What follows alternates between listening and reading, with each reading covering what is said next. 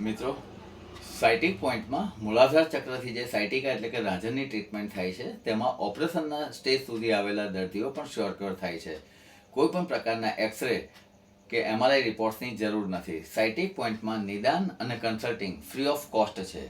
સાયટિકામાં જમણો કે ડાબો કોઈ એક પગે કમર, થાપો, જાંઘ અને પીંડી સુધી સખત દુખાવો અનુભવાય છે.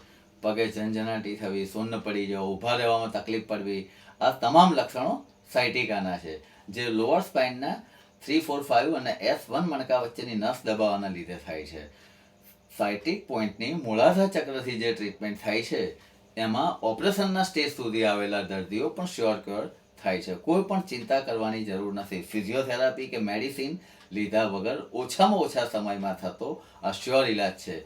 માટે સાયટિકાના દર્દીઓ અથવા તો જે કોઈના આવા લક્ષણ હોય તમામ સાયટિક પોઈન્ટની મુલાકાત લે. સાયટિક પોઈન્ટનું એડ્રેસ અને કોન્ટેક્ટ નીચે આપેલા છે. Thank you.